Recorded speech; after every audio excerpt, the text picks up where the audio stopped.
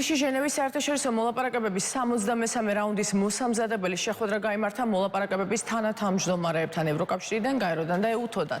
შეხვედრაზე განსაკუთრებული ყურადღება დაეთმო მოლაპარაკების ფორმატის ეფექტიანობის უზრუნველყოფის აუცილებლობას და ამ კონტექსტში აქცენტი გაკეთდა მთავარი საკითხების რუსეთის მიერ 2008 წლის 12 აგვისტოს ცეცხლის შეწყვეტის შეთანხმებით ნაკისრის საერთაშორისო ვალდებულებების შესრულებისა და იძულებით გადაადგილებულ პირთა და ტოლბულთა უსაფრთხო და ღირსეული დაბრუნების მიმართულებით პროგრესის მიღწევის საჭიროებაზე. ასევე ხაზი გაესვა გალში ინციდენტების პრევენციისა და მათზე რეაგირების მექანიზმის ყოველგვარი წინაპირობის გარეშე აღდგენისა და გალსა და ერგნეთში ხსენებული მექანიზმის რეგულარულად გამართვის მნიშვნელობას. შეხვედრაზე ქართულმა მხარემ ყურადღება გაამახვილა ოკუპირებულ რეგიონებსა და საოკუპაციო ხაზის სიახლოვეს უსაფრთხოების, ჰუმანიტარულ და ადამიანის უფლებათა კუთხით არსებულ ვითარებაზე. ასევე საერთაშორისო სამართლის ფუნდამენტური პრინციპების უხეში დარღვევით გადადგმულ ნაბიჯებზე, რაც მიმართულია ოკუპირებული რეგიონების უკანონო ანექსიისკენ. ამ კონტექსტში ქართულმა მხარემ ხაზი გაუსვა ოკუპირებულ აფხაზეთში აეროპორტის უკანონო დამოქმედების საკითხს. ქართულმა მხარემ ასევე ხაზი გაუსვა აფხაზეთის რეგიონში დაგეგმილი ეგრეთ წოდებული